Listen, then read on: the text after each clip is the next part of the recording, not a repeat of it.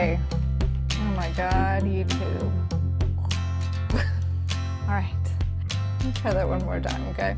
We can do it. Okay. Hey there. Welcome to my channel. Hi. I'm Rebecca. I'm so glad to have you here. God, I haven't been on YouTube in a while. I never really did it fully. I put like a couple of videos up, I think a few years ago now, and I got tired and I was like, no, I'm not doing this. I'm a writer. And here I am. I'm back. I'm back. Hi, how's it going? I do this thing where I'll like leave social media for a while and I'll be like, I'm done. I'm sick of it. It's distracting me from being creative. And then I'm like creative for a while and I'm like, I want to talk to people. So, hi. As of right now, I have a YouTube channel for this summer. We'll see after that. I kind of just want to play with it. So yes, hi. If we haven't met, it's very likely we haven't met until this moment because I am just little me in my little writing area. This is where I write. This is where I write. I write screenplays. I am working on a couple of books, which I'll talk about in the future. I paint. I paint on the other side of this room. I'll show you that area soon in another video. But I just wanted to start and to say hello and welcome. And I want to start making videos about the creative process, about what I'm working on and about how I work through it. I personally find it really, really helpful to find other creative people online and to see what they're doing, see how they're working through things. Being creative and making art and sometimes selling it, right, it's so complicated and it's so emotional and it's so personal and so sensitive, and we all have our own processes. And for me, it's so much more than just doing the work. Also, it's about what I'm reading, it's about what I'm looking at, it's about the films I'm watching, what I'm enjoying, the things that I'm teaching myself about story. I just love talking about this stuff and I love watching other people do it. And eventually at some point this spring, I was like, I really want to do it. And then I procrastinated and I was like, I can't do it. And now I'm just kind of making myself do it before I'm ready. So here we are. Hi, welcome. I'm really excited. It's interesting with social media and like coming and going and having our seasons on and off. Wanting to share, wanting to be seen. And I don't know if human beings will ever fully adjust to putting themselves out there, right? It's always complicated. It's always emotional. It always has to do with like how accepting we are of ourselves or not. I know for me at a certain point, at least in my life, I've gotten to a certain point where I'm like, it's like, I'm really imperfect and I'm gonna do things wrong and I'm gonna do things my own weird, imperfect way. And at this point, like, that's just how I'm gonna do it.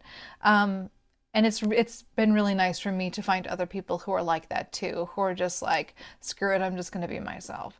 And that's this moment in time that I feel like I'm at right now. And it felt like, yeah, let's share. So yeah, and this is actually interesting. This kind of goes along with something I was thinking about. No, it's almost the middle of the year right now. It's the middle of June as I'm posting this. But I remember thinking about this around New Year's, looking at like my Pinterest boards, looking at my goals from the last year, from the last several years, and being like, God damn it. Like there were things that I wanted to do. There are dreams that I have and I didn't do it again.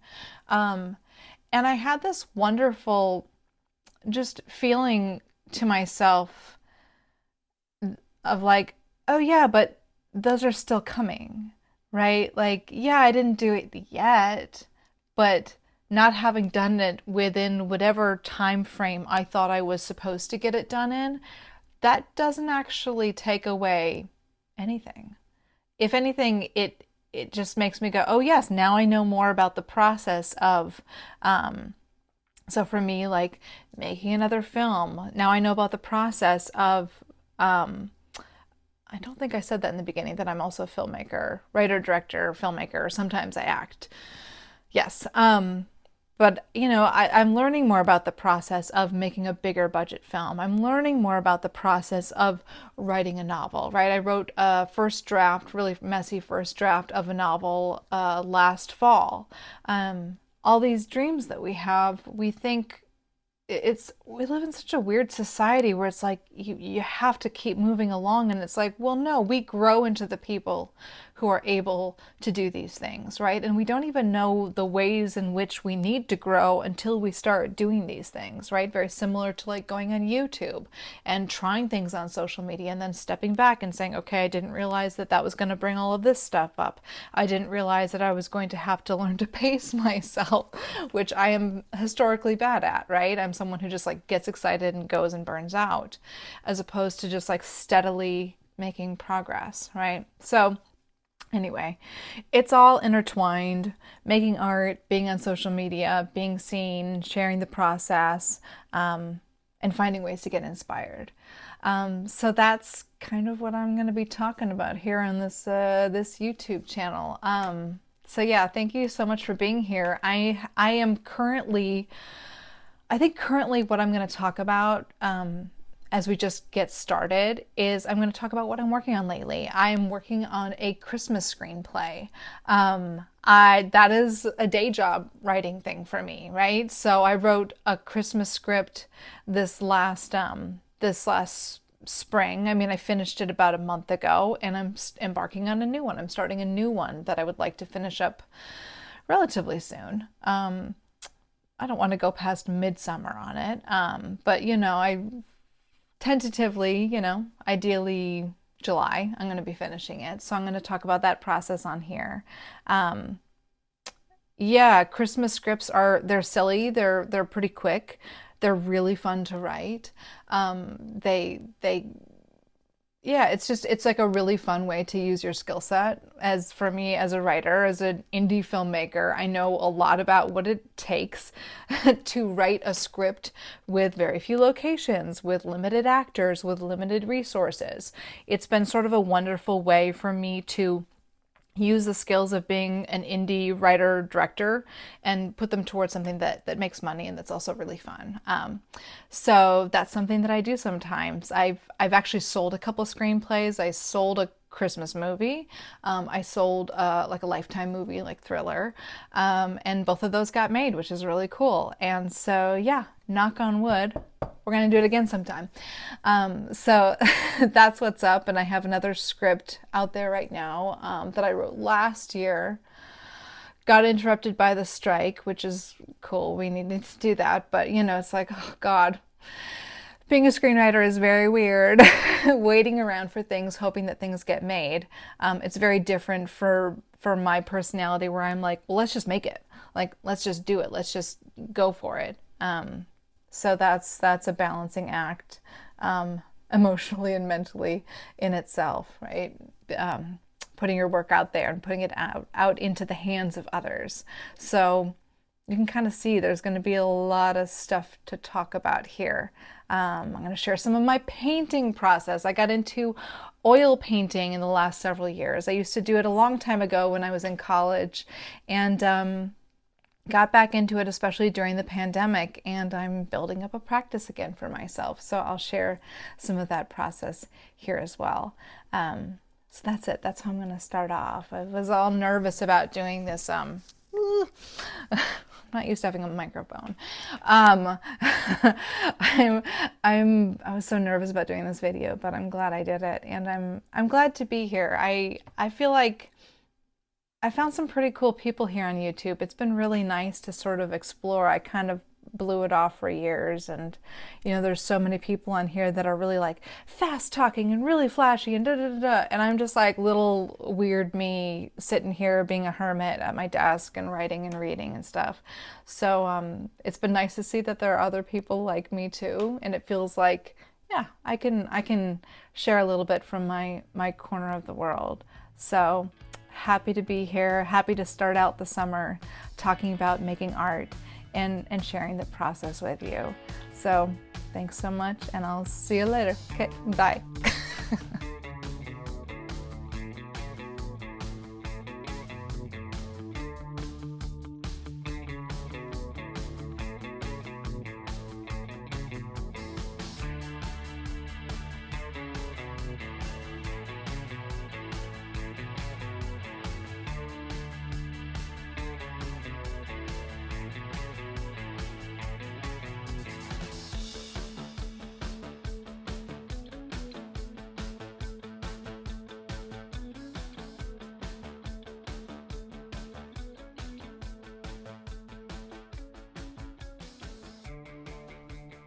Hey you guys. Okay, so I've been in the writing process a lot this week, working on this Christmas screenplay.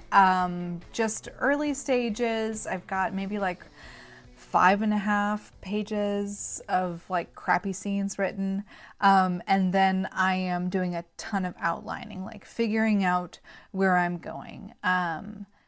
Basically, how it starts is just notes. I just only ask myself to do notes. That's how it started maybe like a week ago, week and a half ago, when I was just like starting to feel out what the script was going to be.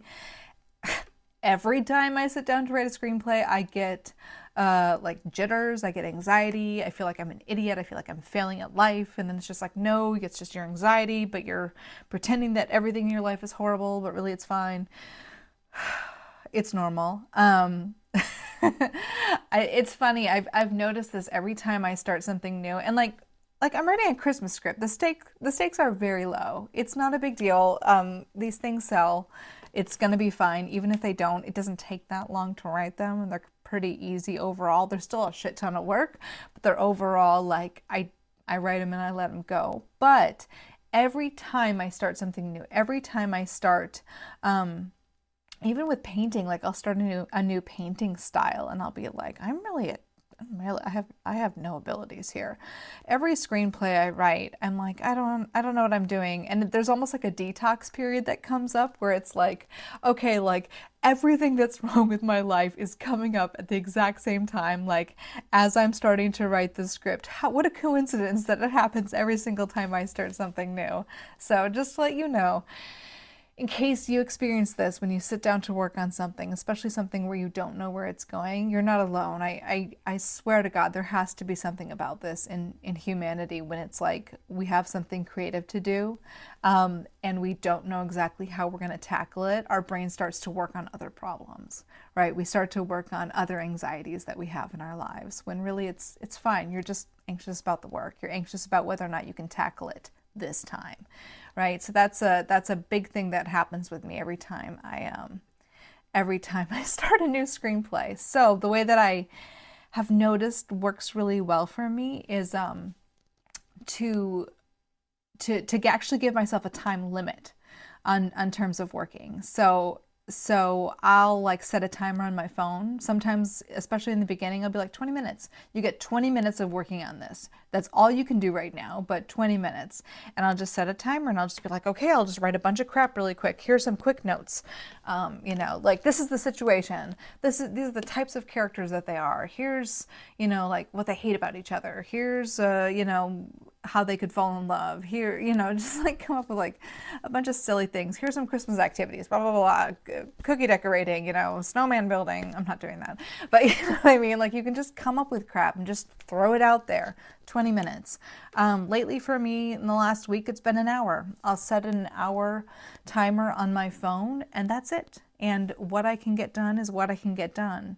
And what's cool about that is that as I continue to do that, I will throughout the day come up with more ideas. So I go for a lot of walks. I walk around in circles. We have this wonderful meadow here at the house. I go for walks and I'll like take notes on my phone. Like I'll just come up with ideas for whatever I'm working on. And those ideas only come because I did that hour-long, writing session or note-taking session. And then later on in the day, your brain will keep working on it. It's really cool. And that's sort of how I psych myself up to keep writing, to get started on something where I don't know where it's going and I'm getting all intimidated. It just, the regular experience of like dipping my toe in that world repeatedly, it makes it easier every single time that I step back in. So that's where I've been lately. I've been writing some crappy pages in the script, in the final draft document, and I've been writing notes and using my my note cards and creating outlines and figuring out who these characters are, their relationships to each other, their past relationships to each other, because this is a story of like exes who get back together. Their parents are really involved. There's a lot of like trying to set people up again kind of thing. It's a little bit like Parent Trap, but like the parents are like setting up the kids again. So it's just cute. It's a cute, funny Christmas script. It's really fun to write. It's, again, I don't want to say it's like easy, but it's easier than like coming up with something that you really care about, right? There's less pressure involved. We'll put it that way. But it's still a ton of work and it's still very intimidating. And you're also very aware while you're writing this stuff that there are going to be eyes on it. They're going to have a lot of opinions and you're going to get notes. So there's a little part of me that when I'm working on these scripts, I have to kind of cut out the voice in my brain that's like, well, they're going to not like this. They're going to tell you to cut that. And it's like, just have fun with it. So that's where I'm at right now. I am figuring out the scenes. I am, again, writing bad scenes, and therefore through that bad writing, I'm coming across my own questions, things that need to be solved, things I don't know about the characters, things I don't know about their backstories, the town that they're in, their jobs. Like, right, I have people who work in the it's basically like a farm to table Christmas. It's like, it's like a hipster foodie Christmas. So I'm like Googling about that and about wine, and it's all research that I actually kind of want to do anyway because it's fun. But yeah, that's what I'm working on right now. You can even hear it the way I'm talking about it. It's like I'm sort of in the weeds, like in the muck right now, just kind of plodding through, but it's fun. It's so funny, like these scripts, they're so silly, and yet I really enjoy writing them. They're really fun. Is it something I want to keep doing for the rest of my life? No. No. But it is fun once you kind of get into it and you're like, well, this could be cute. This could be fun. And it sort of flexes your romantic comedy muscles. But, again, it's day job work, but it's pretty fun day job work overall, considering what you could be doing. So yeah, that's where I'm at. This thing shouldn't take me, I should like knock on wood. It shouldn't take me too long overall. I should be done in about a month or so. I shouldn't say in a month. Let's say 6 weeks, because you never know. And sometimes I take pauses and I let myself do that. But yeah, overall, it's just a pretty straightforward writing process, just for right now, showing up about an hour every single day and dipping my toe in and doing the work and continuing to get more and more excited about these characters and about what's happening. And that sort of builds this wonderful momentum where I'm just like, yeah, I just have to finish this thing. So yeah, it's nice to have done so many of these scripts to sort of know my process, but each time, the anxiety comes up, the nerves come up, and you just have to walk through it, and I walk through it every single time. So if you're a writer, if you're a creative person and you've got all that anxiety, even if it's for something for like a job, I don't know why, it's almost like our brains have to detox and have to like come up with our other problems, and all of our fears, and we just have to gently address them and then just find ways to make it fun and as painless as possible so that then the fun can come in. Anyway, that's how I think about it. There you go. I'll tell you more about the writing next week.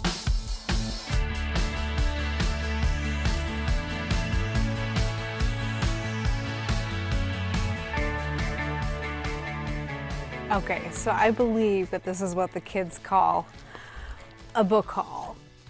I have an intense relationship with books. They're like, I can't stop. It's a problem. And the problem on top of just like space is that like I'm a slow reader. So don't get your hopes up with me reviewing all these books, but I just want to show them off for people who just love books. Went to a library sale recently. Each book was $1. So $7. $7 and all these books. I'm delighted. I'm so happy. So I'm just going to share them with you. Why not? Let's get into it.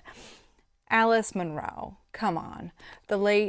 Recently late, great Alice Munro. Some short stories. I've never read these. The Love of a Good Woman short stories. And there she is right there. Oh, so sweet. Such a talented force of a writer. So I'm really looking forward to checking out these stories, just picking it up whenever I feel like it, right? That's what's so wonderful about stories. How to Be Both. Okay, Allie Smith. Allie Smith is one of those writers that I know is really cool, and I know is really smart, and I know that I should read, and I should have read by now, but I haven't. I have a lot of writers like that.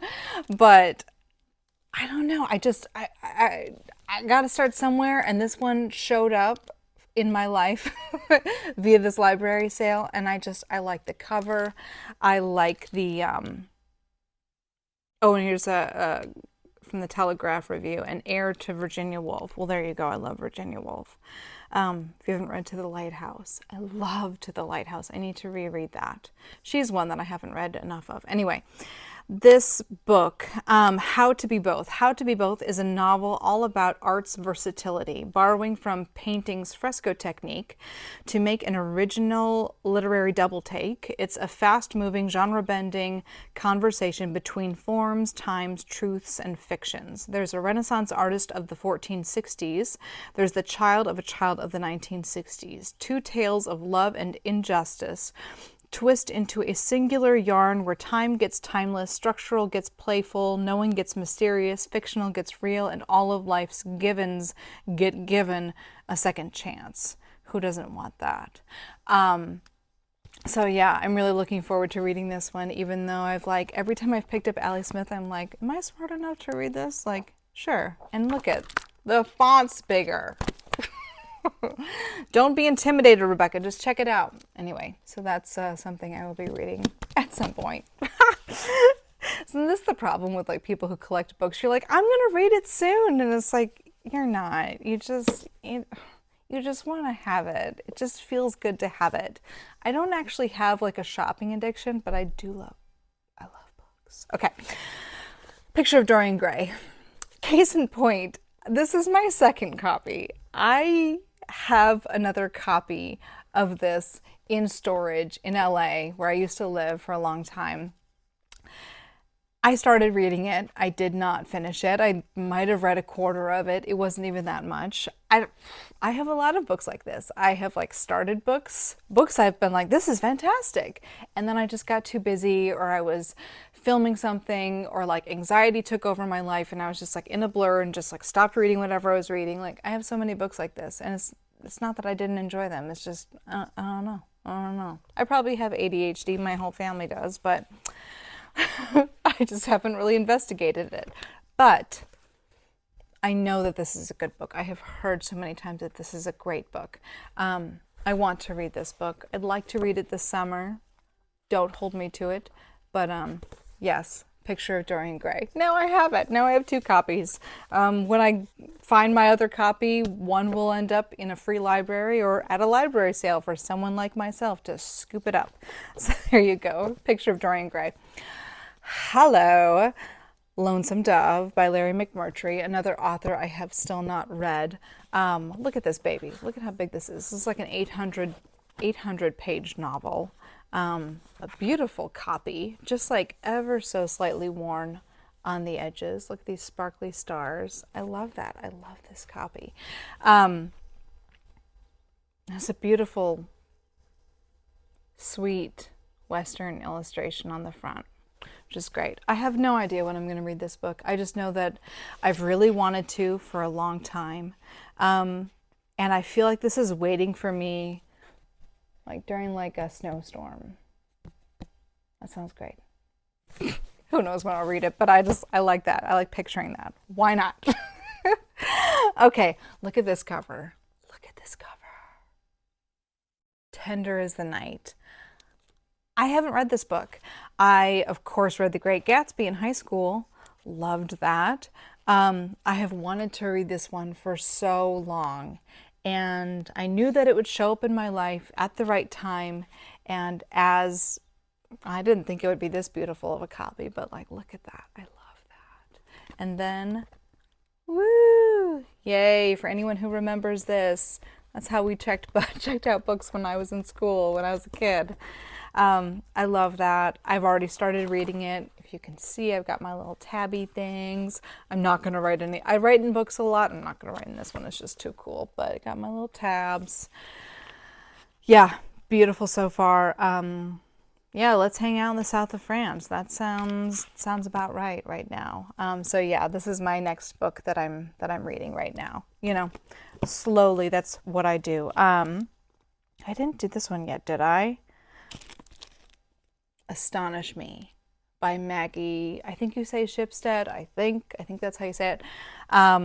Another author I have been meaning to read, and I knew I had this one. I added this one to my list of like books that I wanted to read, and I forgot about it. And then this was actually the first book that I found at the library sale, and I was like, "Hello, I was just thinking of you, dear friend, that I haven't fully met yet." This book feels like it's like right up my alley. First of all, we have the ballet.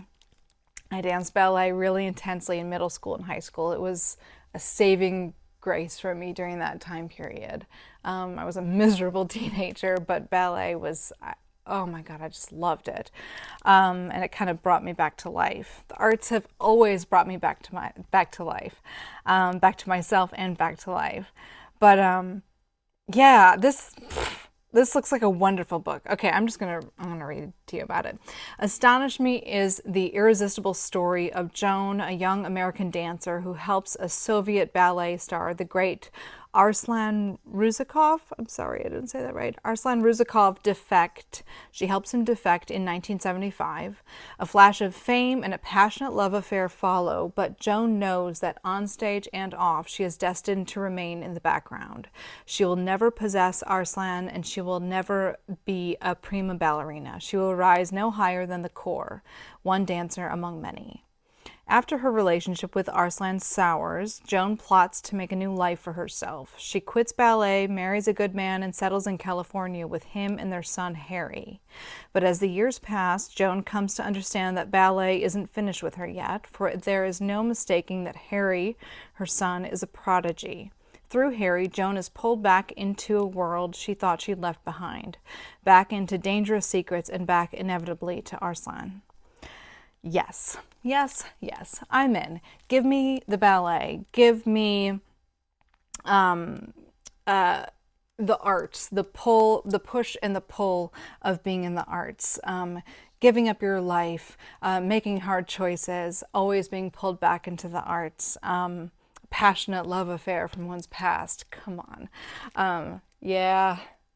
I'm excited. I'm excited. Astonish Me. What a title. I love that. And then last, my foot's going to fall asleep here. Elizabeth Strout. My Name is Lucy Barton. This one I just read. I read it last week or so. My Name is Lucy Barton. I have to tell you, okay, so I picked this one up just knowing that I wanted to read it. The only Elizabeth Strout that I have read until now was Amy and Isabel, and I loved it. I read that a few summers ago, and I was blown away by her exceptional writing and her exceptional character development, but also like sticky relationships. Amy and Isabel is about a mother-daughter relationship in a very small town, and it's fantastic, and this is similar. I mean, it's not similar, but it's a mother and daughter relationship. My Name is Lucy Barton. This book is very sparse. I mean, I read this in like a couple days. You could read this in one day if you wanted to. I picked it up casually, just being like, yeah, maybe I'll check it out. I kind of wasn't that interested, to be completely honest, just because of the way it's described. It's Lucy Barton is recovering slowly from what should have been a simple operation. Her mother, to whom she hasn't spoken for many years, comes to see her. Gentle gossip about people from Lucy's childhood in Amgash, Illinois seems to reconnect them, but just below the surface lie the tension and longing that have informed every aspect of Lucy's life. Her escape from her troubled family, her desire to become a writer, her marriage, her love for her two daughters. It really is that simple, but it is so much more. Again, I read that and I was like, okay, so she's sitting in a hospital talking to her mom. What could come of that? And it's like those images of icebergs, right? How little is on the top, and what a huge mass is underneath it. And that's how this book feels. It is so keenly observed. It is so specific. Okay, this is a weird comparison, but I feel about this book the way that I feel about really expert storytelling, like Succession. If you saw the show Succession, that show did such an extraordinary job with creating this world in which these characters behave these ways with each other, right? They have these obviously very specific relationships with one another, but they clearly have all, as humans do, they have developed ways of being in the world. And only every once in a while do you get this like insane honesty popping up out of them where you go, whoa, that's a person with a whole world inside of them. Whoa, that's a relationship with a whole, like there's with a whole lot of nuance inside of it.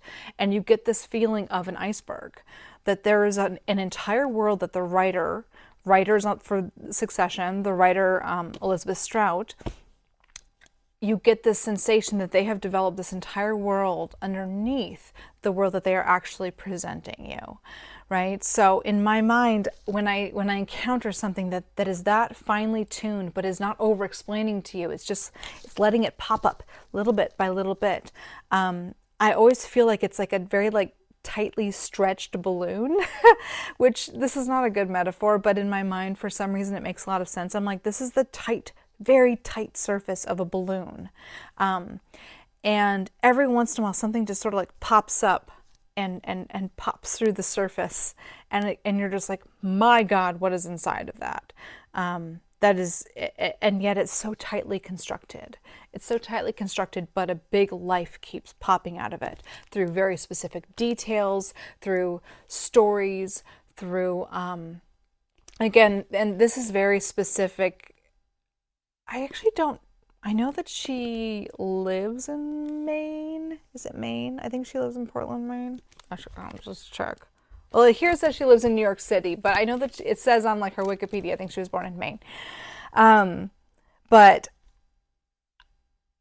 she did the Midwest really well. Let me just say that. This is set, or this character grew up in Illinois. And she, again, Elizabeth Strout herself, again, I don't want to like say like, oh, she's the lead character of her novel. No, she's the author. But she is older. She is, I believe, 68 years old, I believe. And she writes about having a father who was in the, who went to war, a father who is very silent, is non-emotional, is and a mother who is also upholding that silence with her husband, and the impossibility of Lucy Barton to connect with parents like that. This other time period, right? A lot of people might, like for me, I connect with the idea of having grandparents who are tough. Like there's just this barrier of like, I can't get you to talk about things. And for her, it's quite tragic in this book, this inability to connect.